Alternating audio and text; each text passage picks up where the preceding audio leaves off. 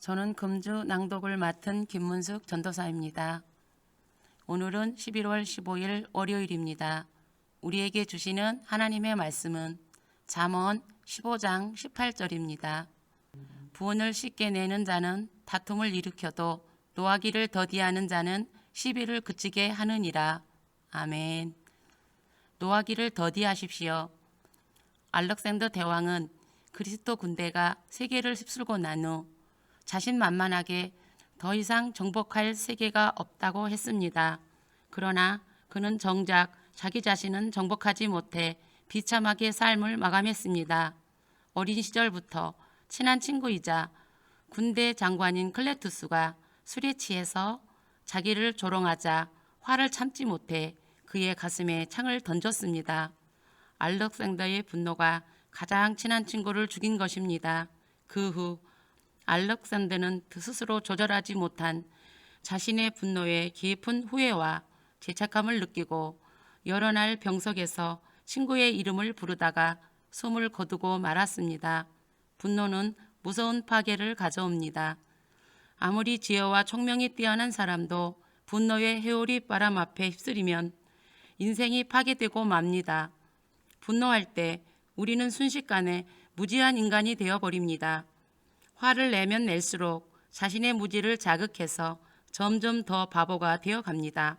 분노는 다른 죄에 비해 일상에서 가장 가깝게 피부로 느끼는 감정입니다. 개인이나 집단 간의 분노는 증오를 낳고 결국 상대방을 원수로 만들어 버립니다. 분노에 대한 성경적 가르침은 큰 줄기는 그것이 통제돼야 할 악이라는 것입니다. 분노는 상처받은 자의 반응이며 좌절된 욕구의 분출이기도 합니다. 교만도 분노의 한 원인이 됩니다. 분노가 가져오는 결과는 충돌과 파괴성입니다. 폭력적인 행동과 말로 나타나기 때문입니다. 분노의 또 다른 치명적인 결과는 하나님의 의를 이루어 드리지 못하는 것입니다. 사막의 교부 에바클루스는 분노는 영혼을 어둡게 만드는 가장 극렬한 감정이라고 했습니다. 그러므로 분노에서 해방되는 최고의 방법은 기도입니다. 성령께서 나를 사로잡아 돌처럼 굳은 마음을 제하시고 살처럼 부드러운 마음을 주시도록 기도하는 것입니다. 기도로 분노를 다스릴 수 있을 때 우리의 인격이 그리스도의 장성한 분량에 이르도록 성장합니다.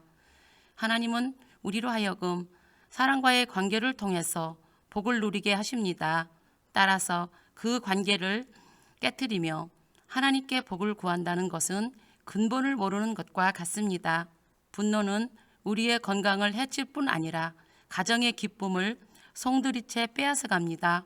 화내는 것만은 더디하기 바랍니다.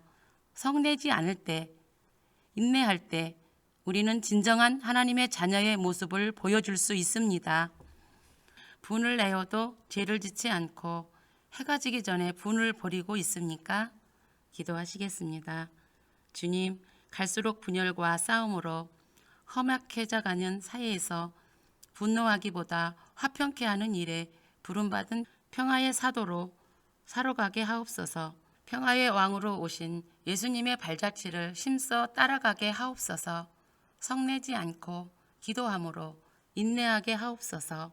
예수님의 이름으로 기도합니다. 아멘.